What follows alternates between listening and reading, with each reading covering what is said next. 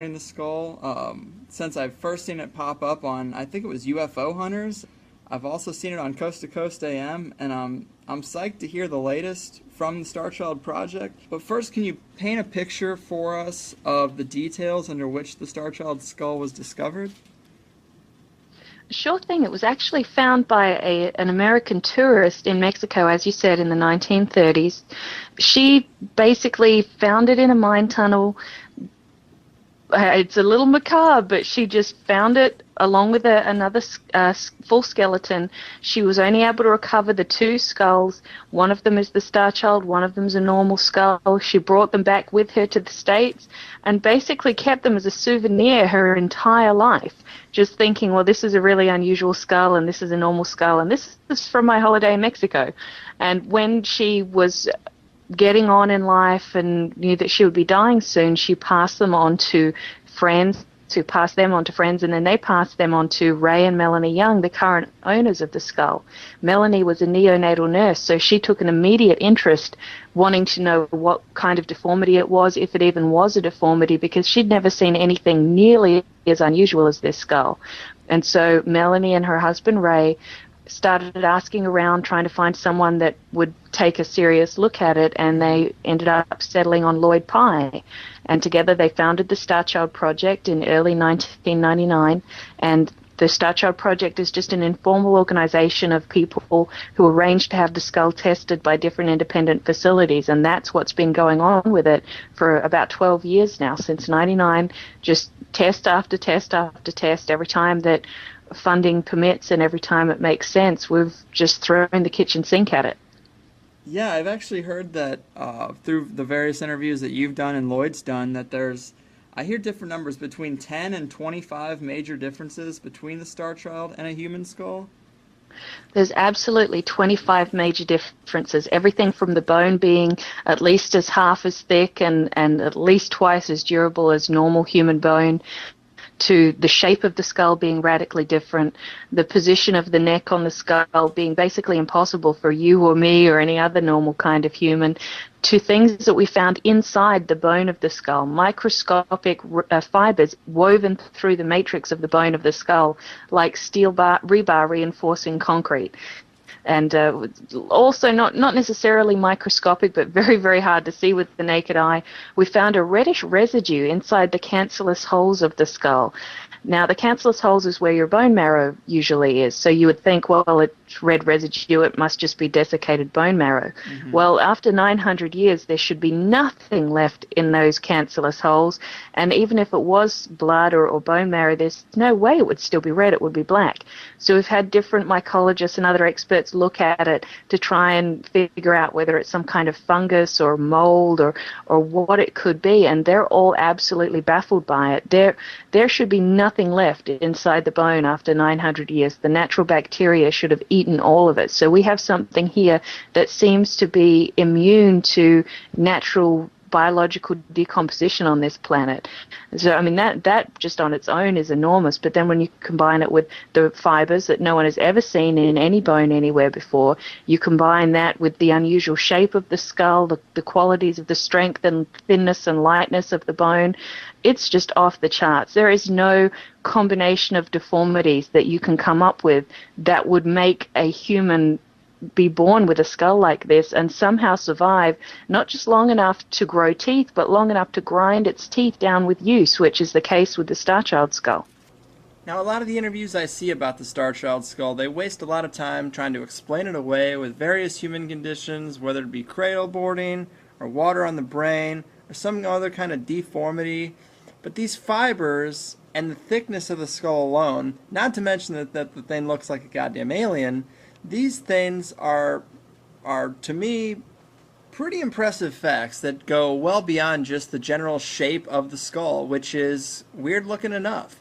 But I've heard some kind of weird things happen when the skull was tested for durability and cut for samples for testing. Can you tell us what those things might have been?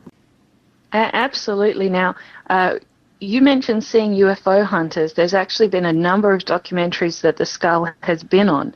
And recently they tried to actually do a hardness test on television. They got a hardness meter, which is basically a device where you punch a hole through something and it tells you how much force was required to punch a hole through it. Okay. Well, that's testing compression strength.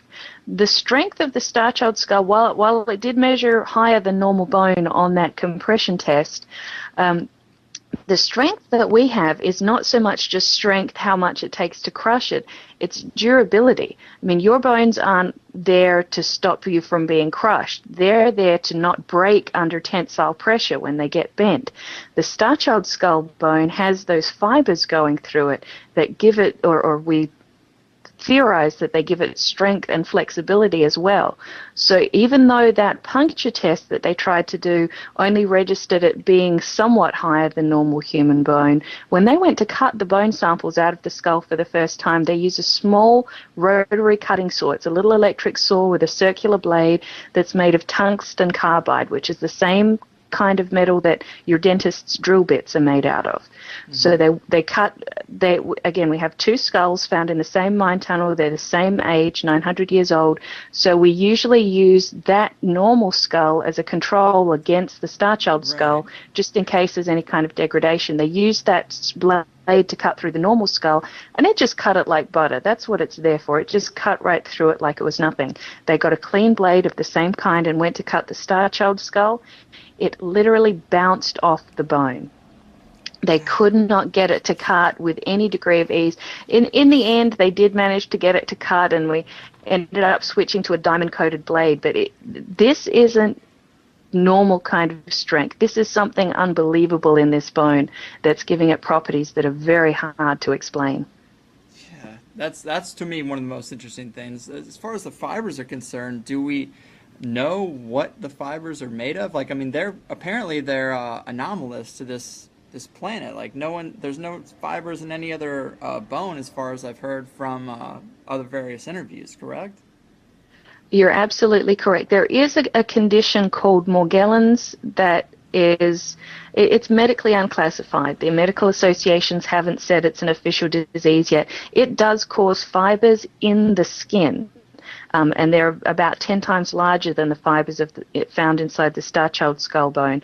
But nothing in the actual bone. Morgellons doesn't give you fibers inside the bone. No condition gives you fibers inside the bone like we have in the case of the Starchild Skull. This is so far out there. This is so dissimilar from anything that's ever been seen before. We can't tell you what those fibers are. We have to invent a protocol to be able to pull those fibers out of the bone, and then we can test them and find out what they are. But there isn't even a test invented yet. There isn't some method, some system to get those fibers out of the bone, because nothing like this has ever been seen before. There's never been a call for it. So we really have something that's not just really interesting, it's really unique. Right. And this you said before, the skull was found with another skeleton of a woman, I've heard. Are these two related, or do we have any idea, like, why they were found together, or why they were together? Is the Starchild Skull a child? We aren't sure if it's a child. We have conflicting evidence on that. Some aspects of the skull point to a child of 5 or 6. Other aspects point to someone that's older, somewhere around the age of 21 to 25. Other aspects point to someone much older. So we're really at kind of an impasse. A number of our experts are just sure it's a child, and then we have others that are positive it's an adult. So that's up in the air. But it was named the Starchild when the only tests that had been done on it were x-rays, and they showed that it had somewhat childlike teeth, and so that's what we based it off of. So it may have been a child. The woman, you're absolutely correct, she was a woman found with the skull, is not genetically related to it at all. It's not to say she couldn't be an adoptive mother, but they aren't genetically related in any way.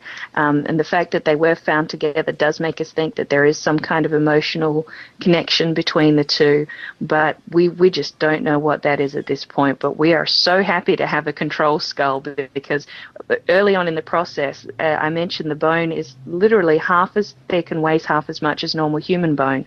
Well, as bone ages over hundreds of years, it does get a tiny little bit thicker. Sorry, a tiny little bit thinner. Whoops, slipped at the tongue. It gets a little thinner over time. So one of the early excuses that people would throw up is to say, well, that's just post-mortem contraction of the bone. That's just gotten thinner because it's older. We had this other skull that's been in the exact same conditions that we could pull out and say, no, this is what posthumous bone contraction looks like. And so it's been a wonderful comparison for us at every step of the way. And are there any clues to their relationship based on how they were found or anything like that? Well, they were actually found in a very unusual situation.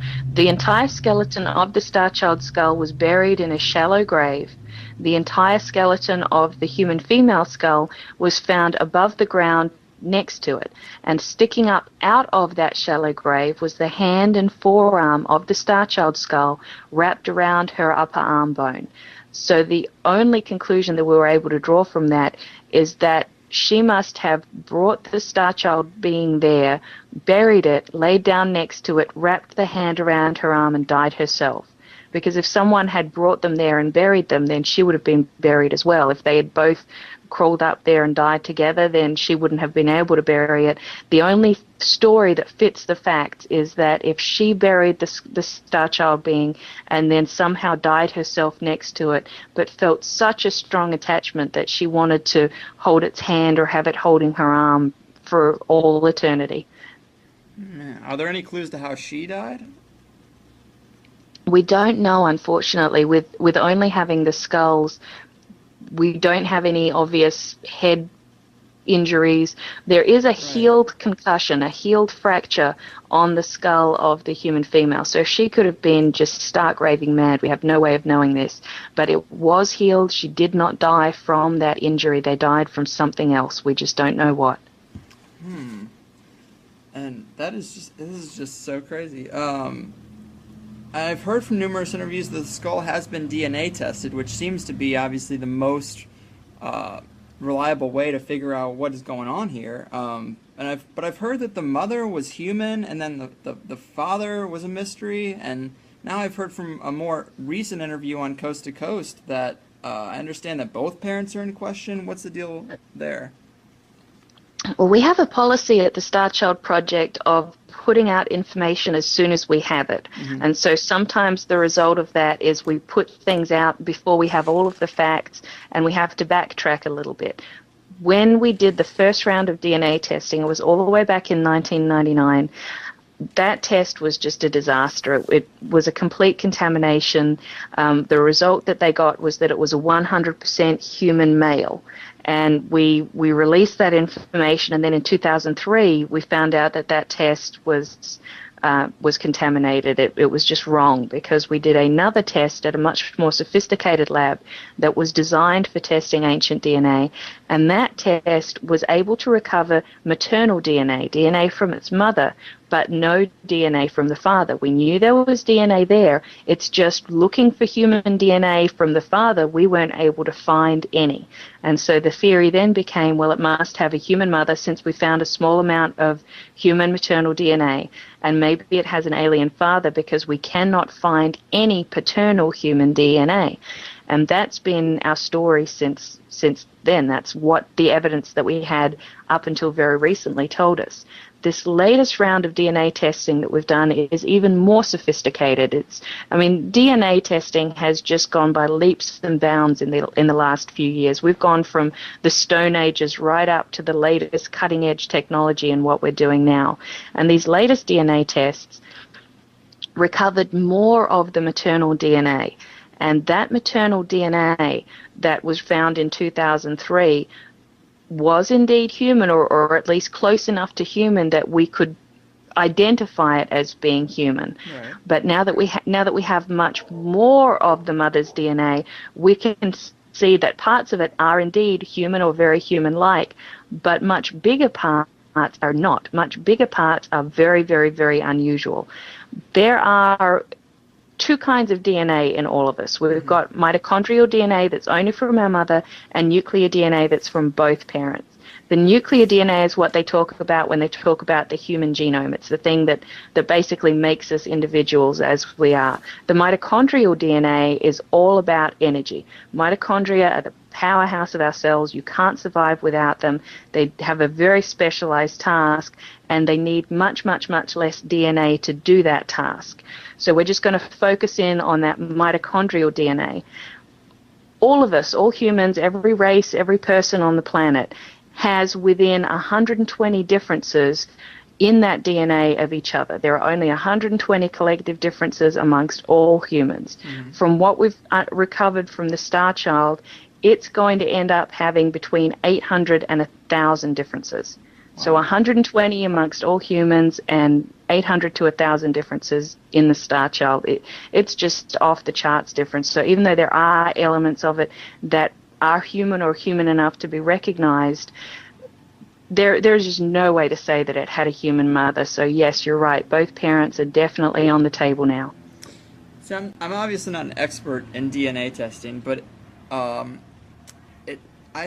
is it possible that there could be elements of human mitochondrial DNA, which would give evidence to suggest the mother was human, if it is, the alternative, which is completely foreign to this planet?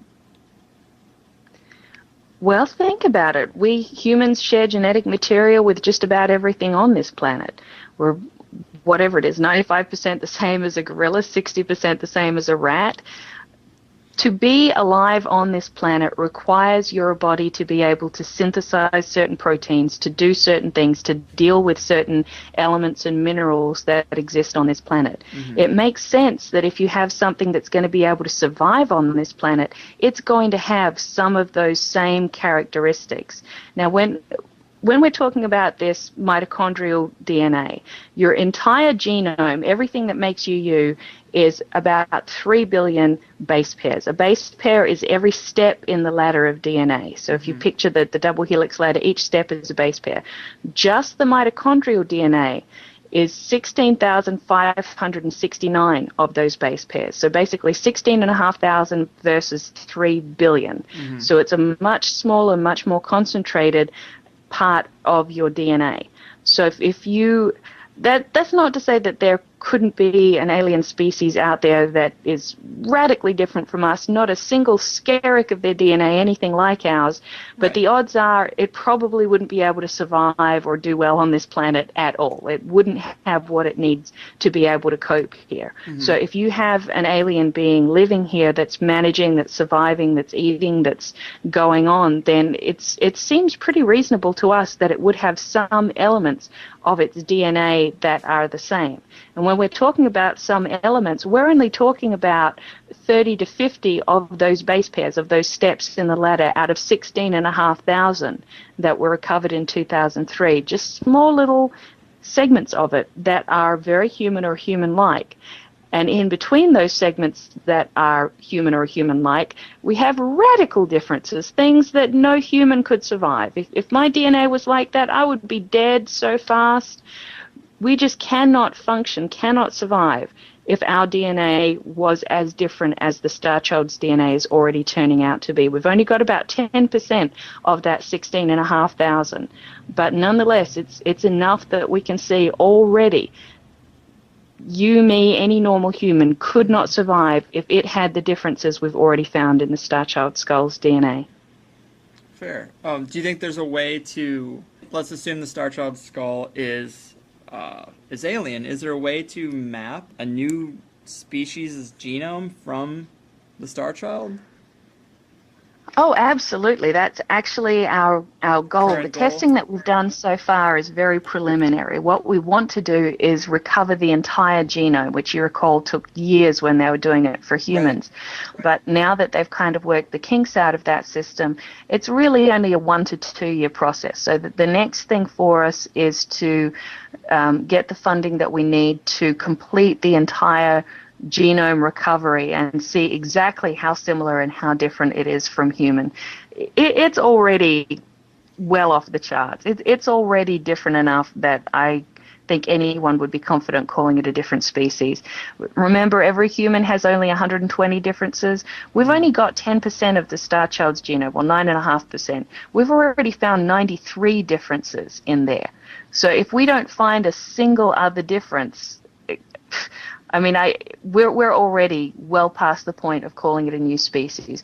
Neanderthals, which are very clearly a different species, they only have 200 differences from the baseline, from which humans have 120 differences. So that 80 is enough to call Neanderthals a new species. We've got 93 already in the Starchild. So if Neanderthals are a different species, the Starchild Skull is a different species at the very least, and we think much more likely a completely alien life form. Well, is the chemistry that makes up the bone, are there any differences between that and normal bone that we know of between, humans or animal? It's made of the same general stuff as human bones are made out of. The balance of the different minerals within the bone is a little different. It seems to have much more collagen, just gram for gram, than human bone would have, in the order of 2 to 3 times as much. Now that's very interesting. I don't know if you're aware of this, but collagen is absolutely essential to the healing process. So the fact that it has so much more collagen makes us wonder maybe it had some extra kind of healing ability that perhaps we don't have. In terms of the biochemistry of the bone, it's actually pretty similar to tooth enamel, but somehow manages to be more flexible than tooth enamel. So that's what makes us so very, very interested in these fibers. We're extremely excited about what we can do in the future medically with the information that we're going to get out of the Starchild Skull's bone. We like to think that one day we'll be able to really benefit humanity from what comes out of this skull. At this stage, it's hard to know. Absolutely nothing could end up coming out of it. But the fact that this being was able to live and survive with such incredible differences really opens up the playing field for what can be done, what can be accomplished. And that we're very interested to see how that pans out once we're able to get the genome recovered. Yeah. Now, the mine that it was found in, has it been completely explored for any type of other artifact or any type of other weird anomalous stuff down there? Actually, no. We have never mounted an expedition down there to try and find the mine shaft that the girl recovered the skulls from. She claims that she took both full skeletons with her and lost the skeletons. She was only able to hold on to the skulls. There was a flood and she lost the other bones, but she was able to recover the skulls. So there could be a ravine in Mexico somewhere with the entire rest of these skeletons in there, or there could be dozens of others in that same mine tunnel. We just don't know, and unfortunately with the current instability in that area, we're not really eager to go down there, and it just seems a little dangerous for us at the moment, but that's definitely something that we're very interested in doing in the future. Yeah, I mean, that's to me was one of the things I've never heard asked, and I always wondered, because it seems like, here's a pinpointed location where something this crazy has been found, and that seems like the place to explore. Well, it's a very large pinpoint. We have a general area southwest of Chihuahua in the Copper Canyon region. We don't know exactly what mine tunnel, and there are thousands of them in that area. So it would be a very arduous expedition to go and to find and explore each of these mine tunnels. So it's a very substantial time commitment and financial commitment to be able to go and do it. So right now we're just focusing on the one that we have in hand, and we'll worry about trying to find the two in the bush down the road. What are the other goals of the Starchild project, besides obviously trying to map some type of genome from this skull? Well, that really is the all-encompassing goal right now. We want to get the entire genome from the skull and tell everyone what we have. We intend to actually make documentary films about the testing process, about everything that's come out of the skull. We really believe that this could be the first absolute, undisputable, solid, tangible evidence of aliens visiting planet Earth. Right. Now, that's not to say that we operate at the exclusion of every other possibility, but as far as we can tell, that is the direction that all of the facts are pointing. And instead of ruling it out offhand because, that's what crazy people wearing tinfoil hats think, we're prepared to explore that possibility. And if that's what it is, everyone needs to know about this. This is going to be so significant to everything, to everyone on this planet, that we want to give as many people as possible an opportunity to inform themselves, to be aware of it, to have happen whatever good can come out of this. Yeah, I mean, there's obviously tons of stories of visitation. A lot of people suggest that all religions were based on visitation, beings coming from the sky. But outside of the Starchild Skull, have you seen any other, what's the next most compelling evidence you've heard of alien visitation or have seen, or is there any? Is there any other skulls or bones found anywhere? Well, there is a lot of compelling anecdotal and film evidence, but as far as bones go, I would say the next likely candidate is the conehead skulls in Peru. There are a number of skulls that are clearly human that have just been artificially deformed. They wrap cloths around the skull and force them into kind of a conehead shape. But then there are hundreds, literally hundreds of other skulls where the bone is twice as thick as normal human bone, the eye sockets are a little different, the jaws are different, and most significantly, there is twice as much brain inside that skull. And there are hundreds of these. These are clearly not any kind of human as we currently understand it. There's no evidence of artificial head binding on any of them.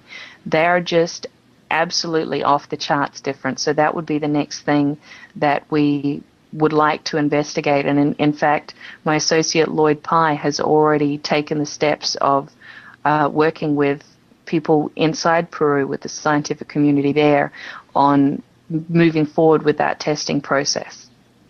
I mean, the skull, to me, it does look like a typical, gray alien from, what the composite that most people have put together, through Hollywood and stuff. And it really is fascinating. I think the skull is so crazy, and the fact that people try to dismiss it as, this condition or that condition, it's all kind of null and void when you look at the fibers. Apparently the brain capacity is larger, the thickness of the skull. Those are all things those aren't going to be related to any disease. Well, there was actually a girl that we worked with a number of years ago who wanted to do her university thesis on the Starchild Skull. And she started out doing a very serious analysis of it, and then she got the word from her professors that if you don't start discrediting this thing pretty quick, we're going to fail you. And so she, from that point, went and found, I think she ended up with about 24 different conditions that if somehow a person had all 24 of these conditions, they would be kind of like the Starchild Skull. Unfortunately, those conditions contraindicated each other, so it would have been absolutely impossible, but nonetheless, that was the closest anyone's ever come to being able to explain it. I guarantee you and your listeners that if this had an easy answer, we would love to find it. We have been looking for that for years, but there just isn't anything out there that explains it. If you say, okay, the skull is this shape and the eye sockets are so shallow because it had pressure inside the skull, well, that would be great if there was any evidence of that whatsoever. In fact, we have evidence from CAT scans that there was no unusual pressure inside the skull. Anything that you can name, there is a reason why it's absolutely impossible. And there are still naysayers out there, and that's fine. They're welcome to keep believing that, but people who really take the time to look at the evidence are always just amazed. That's how we've managed to get such an incredibly reputable team on our side working on this, even often to the mockery of their colleagues, just because they can see how incredibly different, how very important this skull is to the world of science and to the future of the human race. Well, elaborating on that, are you facing resistance from the academic and scientific communities? Is there a reluctance to look at this thing seriously? Oh, always. It's been an enormous hurdle for us. For every one person that really pays attention and looks at the evidence and says, okay, let's get some more information before I make a decision. There are 100 people who make a snap decision without even looking at it in many cases, without doing any research, without looking at any of the research that we've done, and they'll just say offhandedly, it's a deformity, or it's this, or it's that, or nature can do anything, and you're just barking up the wrong tree. And that's what is so exciting to us about the DNA, because you can't argue with DNA. There is a lot we don't understand about nuclear DNA, the 3 billion base pairs. There is about 95% of that we really don't know exactly what it does.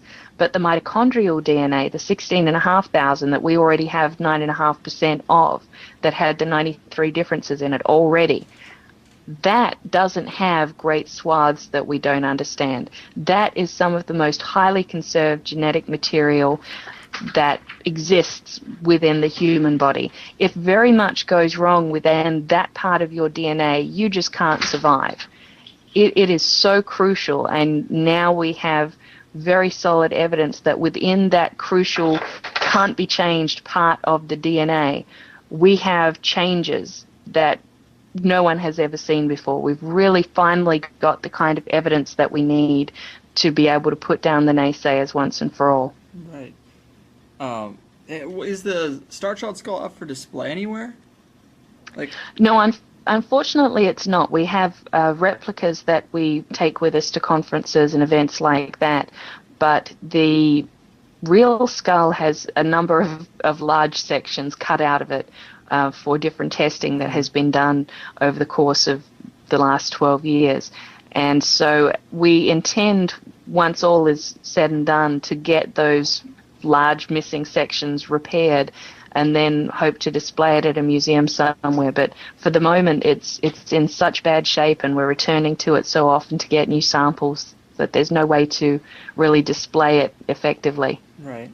Man, because I would love to see that. I'm sure a lot of people would. Well, the next best thing is the Starchild Project website, www.starchildproject.com. There is a ton of free information there for anyone that's interested. You'll find most of your questions are answered, but if they're not, we always love to hear from people. Yeah, it's a great website. I love the video that's right up in the front. It outlines a lot of the differences between the skull and normal human skulls. I think it's awesome to hear that you guys are on your way to mapping some type of genome from this. I'm sure obviously it's going to take a long time. How did you originally get involved with the project yourself? Well, I've been with the project since 2004, and I actually came on initially as the webmaster and have just stuck with it ever since, doing whatever needed to be done, and now I'm their chief of operations, still pretty much just doing whatever needs to be done. Very cool. Are you guys finding, with the reluctance from the scientific community, are you having a hard time getting the proper funding? It is difficult, yes. Part of the problem is that we aren't yet to the point of publishing anything in a peer-reviewed journal. We've had a number of informal reports done, but the process of going through and getting it published in one of those papers can literally take years. It's very arduous. You need to have things proven to a level of certainty that we will absolutely have once we complete the genome testing, but at this point our findings are preliminary. So it's difficult to publish a findings report when you don't have your completed findings. That does make things difficult for us. But what we've found, and the reason we have that policy of disclosing information as soon as it's available to us, is that most people out there really don't care about whether you've used enough big words or how many different PhDs have looked at it. They're perfectly happy with one PhD and just the facts, just the information. And so that's what we're doing right now. We're just focusing on getting those facts out to people as easily and as quickly as we can. That's fair. And I hope that this interview helps that process along in its own little way.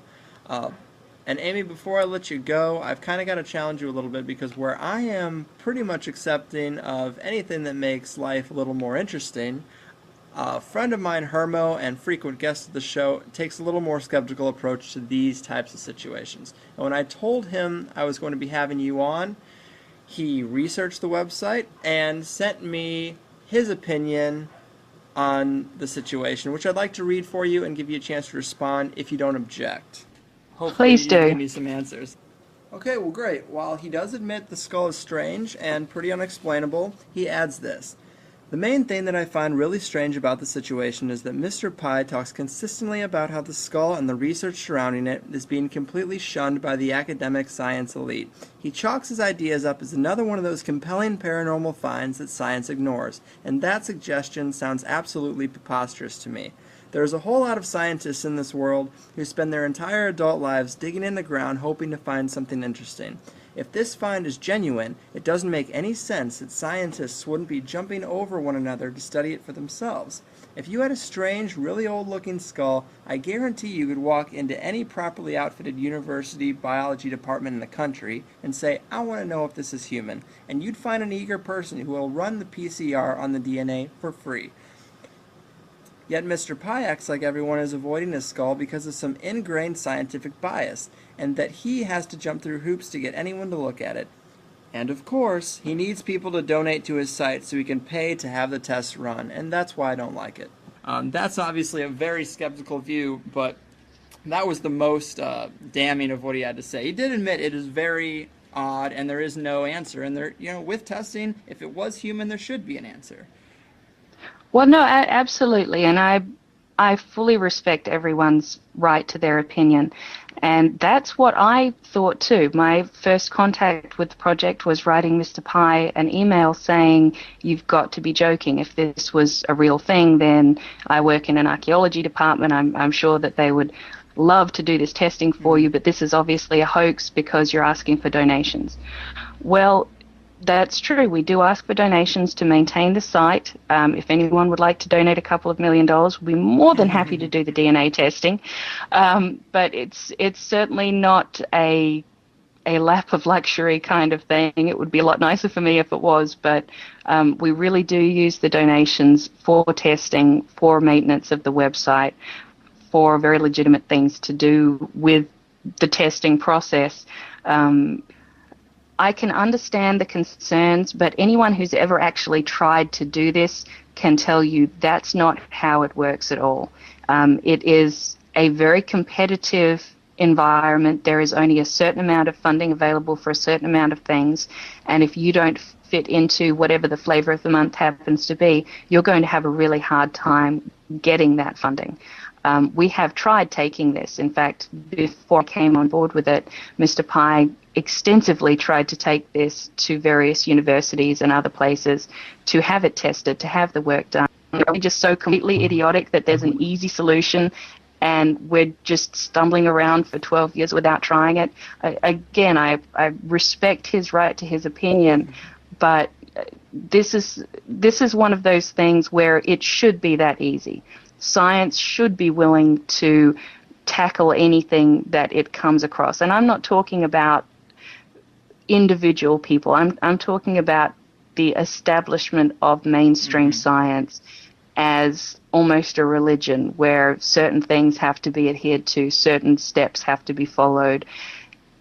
If you aren't willing to follow every one of those steps precisely because this was found by a tourist instead of being part of an archaeological dig, because Mr. Pye is indeed quite outspoken about this. There is a host of reasons that make it more attractive for people to shun it than to actually do any investigation into it. And I would love if your I'm sorry, was it your friend there that wrote in? A friend and if frequent they're guest able, of the show. Well, sir, I'm so glad that you do listen in and that you are listening in today. But if you are able to find a university that is willing to do this, it's ancient DNA testing, it's fairly complicated, it's fairly expensive. If you find us a lab willing to do it, that would be fantastic. Please get in touch with us. The contact information's on the website. We would absolutely love to hear from you or any reputable institution that you have that is willing to undertake this testing. Well, there you go, Hermo. The challenge has been set.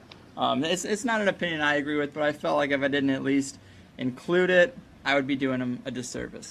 I'm sure there are plenty of people thinking the same thing, because I certainly did. I couldn't believe that everyone wouldn't be jumping all over it. And it's because in a lot of ways we went through the wrong channels to begin with. And if it was easy to go through the right channels, I'm sure that that's what they would have done. But we have tried over more than a decade now, just about everything you can think of. And all I can say is, if there's a way to get it done, let us know. We'll be more than happy to take on the suggestion. Well, Amy, I really appreciate you coming on the show. I advise everyone to take a look at the skull. I'm obviously going to have to include some pictures with it. It is a really interesting find and so far unexplainable. And I wish you guys the best on your quest to blow this thing up and get people talking about it. Thank you very much. Thanks for having me on.